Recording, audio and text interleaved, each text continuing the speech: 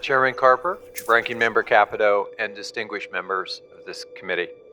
Thank you for allowing me to share a few words about the Recovering America's Wildlife Act, or RAWA. I've been very proud to team up with my Republican colleague from Missouri, Senator Roy Blunt, on this bipartisan legislation. RAWA would establish a robust and reliable federal funding stream for collaborative, proactive, voluntary, on-the-ground conservation work. Consistent funding support has long been the missing piece in scaling up the type of recovery projects that have proven effective recovering wildlife and plant species to healthy levels.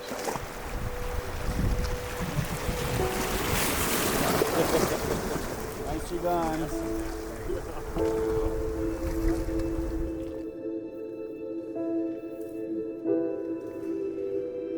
If we don't effectively conserve the world that made us who we are, it means that future generations are going to, live in a world that is a shadow of its former self. And I just think that people deserve better than that. I want future generations to have the kind of formative experiences that I had that made me who I am.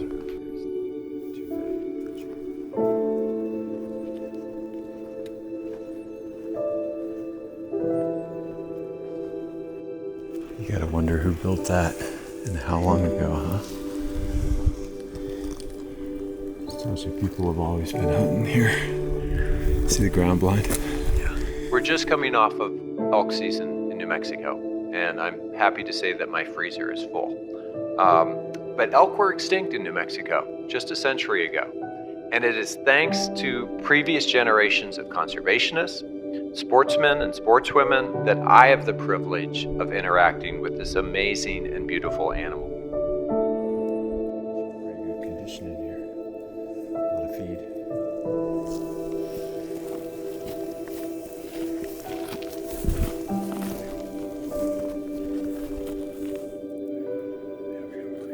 So I think we're just going to roll it nice and slow. Nobody needs to get sweated up. We're in a bit of a hurry last time.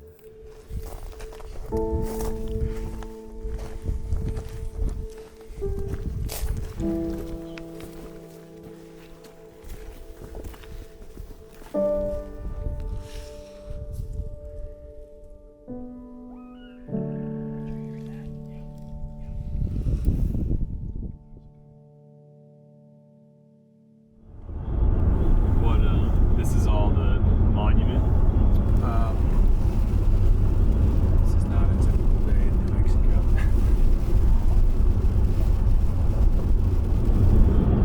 How big what's the name of this wilderness again? Columbine Hondo, and it's 44,000 acres. So I grew up in a really political family. Around the dinner table, you were expected to talk about things that other families didn't talk about. Religion and politics were not off the menu. They were actually the kind of things that we were encouraged to talk about around the dinner table. And I think that got my interest going. But one of the things I also realized is that conservation was not baked into the brand of a lot of elected officials in New Mexico when I was coming up the way I thought it should be. And one of the things I actively wanted to do was to change that, to really encourage people to embrace public lands, habitat conservation, wildlife as things that I knew, New Mexicans across the political spectrum really cared about. And I think if I look back at my career in politics, the thing I'm probably most proud of is that today when I see state representatives run for office, state senators, county commissioners, they're embracing that brand. They're talking about public lands, they're talking about conservation as something central to what it means to be a New Mexican. And that makes me really, really proud. Below us. It's a short, steep hike. Senator Heinrich has really worked hard to put this together. We've worked hard to find a pay-for we believe works, and we've also worked to be sure that we had broad-based support from all 50 states, including the conservation agencies in those states. This legislation, as Martin has said, would be the most significant investment in wildlife conservation in a generation. It would fund proactive, voluntary conservation efforts to address really what is the nation's wildlife crisis. Enactment of this legislation into law would boost our economy, create more outdoor recreation opportunities, provide regulatory certainty to landowners across the country who otherwise are facing costly and burdensome impacts of potential threatened and endangered species listing, and conserve our natural heritage for future generations. A significant part of the goal here is to work with these state agencies so the federal government never has to be involved in an endangered species situation, as they work hard to do what they can to be sure that they never get into that situation. This program would provide approximately $1.3 billion annually to states, territories, and tribes for activities related to proactive and collaborative habitat restoration efforts to increase wildlife populations or to prevent species from becoming listed on the Endangered Species Act. This bill would help fund critical conservation efforts in our state and our grasslands. It would help promote species like the bobwhite quail, which were pretty numerous when I was growing up in Missouri, but have almost disappeared from our landscape. Meadowlarks, the greater prairie chickens, the restoration efforts that Sarah and others have been parts of, including everything from restoring animals who at one time were very present in our state to the supportive species like wood ducks and other migratory animals that come through our state, animals and birds. This legislation would boost Missouri's outdoor recreation economy. Currently, that economy supports 93,000 jobs in our state, contributes about $7.5 billion to the local economy, and depends on healthy fish and wildlife populations. The bill would ensure more wildlife viewing opportunities, which directly contribute to millions of jobs and billions of consumer revenue. In Missouri, based on the legislative proposal, we estimate that we'd receive about $22 million annually, including the state matching funds. That compares to about $1 million that the state receives right now. I don't put any fat in my burger either. One of the things I probably didn't expect when I got into hunting is that it would become almost the entire, like basically my kids grew up not eating meat from the grocery store. I mean, once in a while we'd buy fish, but they didn't know. They would go to other kids' houses and be like, what is this meat? Why does it look different? Why does it taste different? They pretty much grew up their entire childhood eating elk and deer and javelina and quail and wild game almost entirely for their protein at home.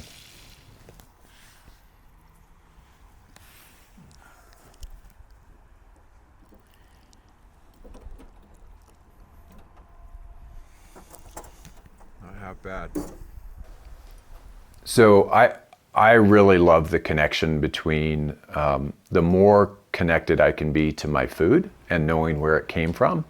I don't get to do it as much anymore, but I used to really love to garden, so much so that we actually at one point quit our CSA because we just had too much produce. And when I harvest an animal, when I'm lucky enough to have a successful elk hunt, I'm really thinking about all of the meals that are going to happen over the course of the next year, and the memories, sitting down and having a meal with your family that's rooted in who you are and what you care about, and then the memories that get built around that meal with your friends, with your family. Those are the moments that stick with me more so than all of the political battles that I do in my day job. Those sort of come and go, and 2 months later, I can't remember what we were fighting about, back in April. But the memories that I have with my family and my friends and the meals that we cook from the animals that we harvest, those things stick with me. All right, Nick, you're up first. How is it?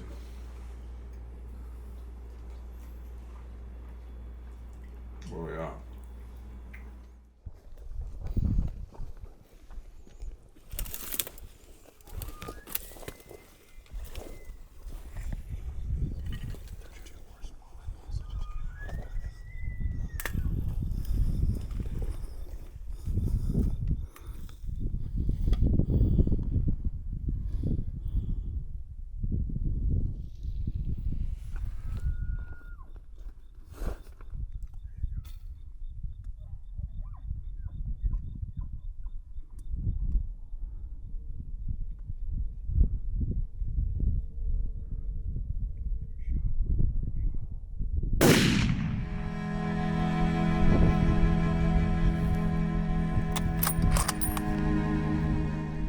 He's in the front.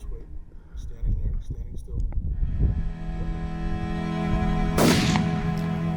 So for me, when I feel conservation is when I'm in a space that is really healthy. And I think it was Aldo Leopold who said that sometimes knowing about this stuff means you live in a world of wounds. And it's hard for me to be in a landscape and not think about if it's an unhealthy landscape, why it's unhealthy, and what that means. But at the same time, when you're someplace that's really healthy, like a place like the Valles Caldera, and you see what wild nature and public lands can be, that's for me the epitome of conservation. To see places where the wildlife is healthy, where the watershed is productive, where things are working the way they were meant to work. That's really inspiring to me. And to be able to connect that to some of the things that I've worked on, like the creation of the Valles Caldera National Preserve, is really gratifying. I'll close by saying that I want my grandchildren to experience the same wonder I had as a child. Catching leopard frogs, watching fireflies light up the dark, and I hope that we can pass on to them the full complement of our natural heritage, from bison to bumblebees, as well as traditions like hunting, fishing, and wildlife viewing. That's what this is all about. Thank you, Chairman. Thank you very, very much for your testimony. Thanks for your passion for this and your leadership, not just on this issue, but on so many others we've worked on in recent years.